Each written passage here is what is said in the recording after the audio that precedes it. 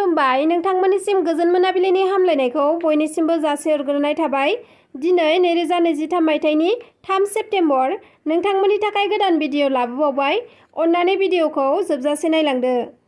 दरं जिल्लानि सिङाव थानाय कारुपेटिया साखाथियाव गंसे खारबाय थानाय ट्रेक्टरजों जाब्रबथाय जानानै सासे हौवासा गथ'आ अबथिरायै जिउ गोमादों। थैनाय गथ'नि मुङा जाबाय फारिजुल हक। गथ'आ गावसिनि न'नि बायजोआव गेलेगासिनो दंमोन। बेयावनो बे जाथाया जानो मोन्दों। जाथायखौ खालामखांनानै ट्रेक्टर सालायग्राया खारखुमा लांदों। दा बे जाथायनि सायाव नायबिजिरनाया सोलिगासिनो दं। नलबारियाव फिसाज्लानि आखायाव जोनोमगिरि बिमानि जिउ खहा। नलबारि जिल्लानि खग्रापार पुलिस थानानि बेन्दोङाव थानाय खासारखुसियाव सासे बिमाया फिसाज्लानि आखायाव जिउ खोमानो गोनां जादों। बे दुखुनांथाव बुथारनाय जाथाया सुनिबारखालि हराव जादों। फिसाज्लानि आखायाव जिउ खोमानाय आइजोखौ 65 बोसोर बैसोनि खामिनि कलिता होननानै सिनायनो हादों। मिथिना मोननाय बादिब्ला दुथां जौ फाग्ला फिसाज्लाया गावनि बिमाखौ सौग्लि सौग्लि जिउ फोजोबदों। बुथारग्रा दुथां फिसाज्लानि मुङा जाबाय रुपम कलिता। बिमाखौ बुथारनाय जाथायखौ रुपम कलिताया गावनो सिमान लादों। जायगानि सुबुंफोरा मिथिहोनाय बादिब्ला टेन्ट हाउसनि लेबार मावोमोन रुपम कलिताया। सिगांनिफ्रायनो जौ लोंनानै बिमानि सायाव अयथासार खालामबोदोंमोन आरो रां दाबिनानै लाङोमोन।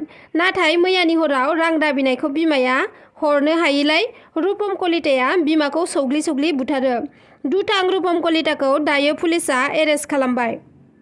संगिता सावनि गोथै सह'खौ दासिमबो नागिरनानै मोनाखै। बुथारग्रा सुबुङा सिमान लानानै 29 सान उनावबो गलाघाटनि संगिता सावनि गोथै सह'खौ नागिरनानै मोनाखै। जाउनाव आइजोखौ जोबथा बिदाय एबा सारादु खुंनो थाखाय नखरनि सोद्रोमाफोरा दासिमबो नेनानै दङ। थांनाय 6 आगस्टखालिनो गलाघाट जिल्लानि धनस्री महकुमानि आसाम नागालेण्ड सिमा ओनसोलनि उरियामघाट परबिल गामिनि संगिता साव मुंनि आइजोआ गोमाना थादोंमोन। फुङाव न'निफ्राय ओंखारलांनानै संगिताया न' फारसे फैफिनासै। संगिता सावआ सासे फिसाबो दङमोन। बिथांखौ मनिन्द्र सयखिया मुंनि सासे दुथाङा बुथारनानै दैयां दैमायाव फोजावहरदों होननानै नखरनि सुबुंफ्रा अजद दैखांदोंमोन। बे जाथायनि उनाव 11 आगस्टखालि गाहाय दायनिगिरि मनिन्द्र सयखिया आरो बिनि मददगिरि दिनेश उरावखौ पुलिसआ एरेस्ट खालामदोंमोन।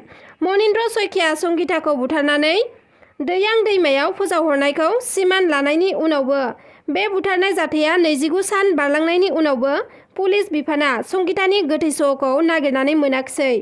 ओजोंहाय नखरनि सुबुंफोरा संगितानि गोथै सह'खौ मोनैनि थाखाय जोबथा बिदाय होनोबो हायाखै।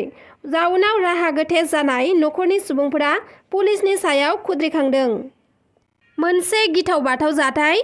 महाराष्ट्रनि थानेयाव सासे 52 बोसोर बैसोनि सुबुङा गावनि असे बिसिखौनो पिस्तलजों गावनानै बुथारदों आरो बिसिखौ गावथारखांनानै गावबो हार्ट एटेक जानानै जिउ गोमादों। बिसि आरो फिसायनि गेजेराव नांज्लाय खमज्लाय जानायाव बेबादि गिथावना जाथाया जादोंमोन। गावथारजानाय बिसिनि मुङा जाबाय प्रमिला, 51 बोसोर बैसोनि आरो हार्ट एटेकजों जिउ गोमानाय फिसायनि मुङा जाबाय दिलीप सालवी। मोनसे गोजोनथाव खौरां। आसामाव आयेन आफादनि गाहाय बुंथिगिरि बिबानखौ सामलायबाय थानाय बिस्वजित दैमारी बिथाङा कमनवेल्थ पार्लियामेन्टारि एस'सिएशननि मावफुं सोद्रोमा महरै सायख'जाबाय। बिस्वजित बिथाङा भारतनि जानानै कमनवेल्थ पार्लियामेन्टारि एस'सिएशनाव मावफुं सोद्रोमा महरै नैथि खेबनि थाखाय सायख'जाबावबाय। बेनि सिगां बिस्वजित दैमारी बिथाङा थांनाय 2006 निफ्राय 2008 मायथाइसिम कमनवेल्थ पार्लियामेन्टारि एस'सिएशननि मावफुं सोद्रोमा महरै सायख'जादोंमोन। आथिखालाव आसाम आयेन आफादनि बुंथिगिरि बिबानखौ मोजाङै सामलायबाय थानाय बिस्वजित दैमारी बिथाङा नैथि खेबनि थाखाय कमनवेल्थ पार्लियामेन्टारि एस'सिएशनाव मावफुं सोद्रोमा महरै सायख'जानाया बर' हारिनि थाखाय जोबोर बाख्नायथाव आरो गोग्गाथाव खौरां। बे बाथ्राखौ मख'नाया जोबोरैनो गोनांथार दि मानोना बिस्वजित दैमारी बिथांखौ सा-सानजा रायजोनि गेजेरावनो सासे गोख्रों राजखान्थियारि महरै सिनायो।